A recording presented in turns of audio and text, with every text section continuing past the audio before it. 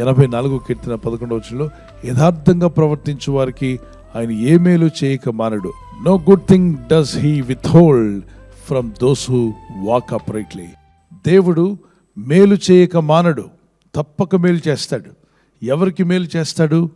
యథార్థంగా ప్రవర్తించే వారికి. దేవుని దృష్టిలో యథార్థంగా ఉన్నామా లేదా? ఆయన దృష్టి వేరు, మనుషుల దృష్టి వేరు, నీ దృష్టి వేరు. నీ దృష్టికి నువ్వు యథార్థవంతుడిగా ఉండొచ్చు, కానీ దేవుని దృష్టికి యథార్థవంతుడిగా లేకపోతే ఆయన ఇచ్చే మేలులను మనం పొందుకోలేము. కనుక దైవ దృష్టిలో మనం ఎలా ఉన్నాము అన్నదాన్ని మనం పరీక్షించుకోవాలి.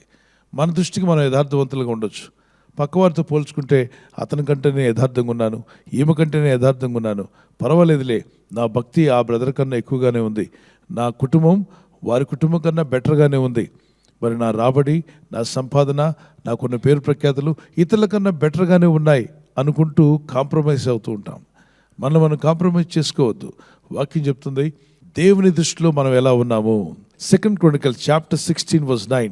తన ఎడల యథార్థ హృదయం గలవారిని బలపరచుటకై యెహోవా కనుదృష్టి లోకమందంతట సంచారం చేయుచున్నది. ప్రపంచంలో ఏ దేశంలో నువ్వు ఉన్నా ఆయన కనుదృష్టి లోకంలో ఉన్న ప్రతి ఒక్కరిని పరీక్షిస్తున్నాడట.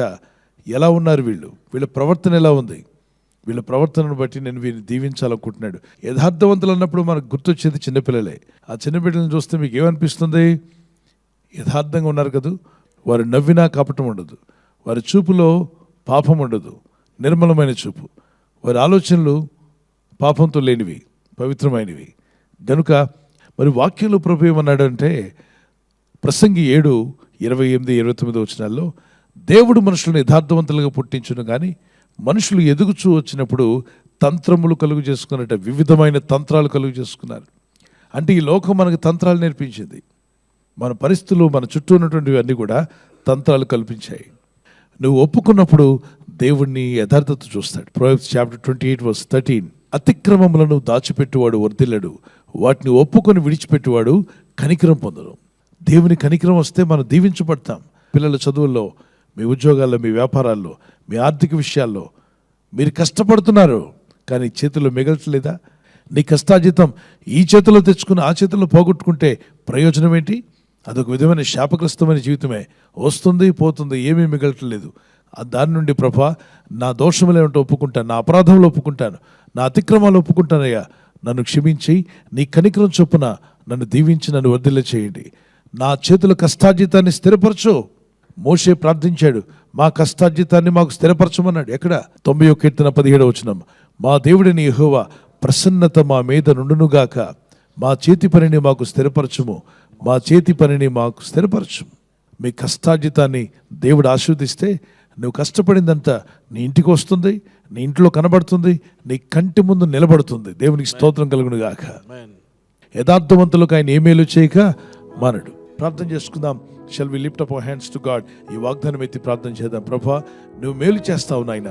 ఎవరికి అంటే యథార్థ హృదయం గల వారికి. అయ్యా, మాకు మేలు చేసే దేవుడవు నీవే, మాకు సహాయం చేసే దేవుడవు నీవే. నీ సన్నిధి కాంతి మా మీద ఉదయింప చేయండి. మీ కృప మాకు దయచేయండి ప్రభా. మీ దయతో మమ్మల్ని నింపు నాయన. అంత్యదినాల్లో జీవిస్తున్నాం ప్రభా. యథార్థ హృదయాలను బలపరచుటకు మీ కనుదృష్టి లోకమంతటా సంచరిస్తుందన్నావు తండ్రి. అయ్యా, ఈ లోకంలో నువ్వు చూస్తున్నప్పుడు యథార్థ హృదయాల దృష్టిలో నేనుండాలి ప్రభా, నా కుటుంబం ఉండాలి ప్రభా. నీ దృష్టిలో యథార్థంగా ప్రవర్తించే కృప మాకు దయచేయము నాయన. ఈ రాత్రి నెమ్మదితో పండుకొని సురక్షితంగా కాపాడబడినట్లుగా నీ అగ్ని కంచి వేసి మమ్మల్ని కాపాడండి. మీ చిత్తములో కొనసాగే కృప మా అందరికీ దయచేయమని యేసుక్రీస్తు ప్రశస్త నామములో వీరందరికీ చక్కని నిద్ర దయచేసి తెల్లవారు లేచి కృపను మాకిమ్మని క్రీస్తు యేసు నామములో అడిగి వేడుకుంటున్నామా పరలోకపు తండ్రి. ఆమేన్, ఆమేన్. ఈ వాగ్దానాన్ని మీతోనే ఉంచుకోకుండా లైక్ చేయండి, షేర్ చేయండి.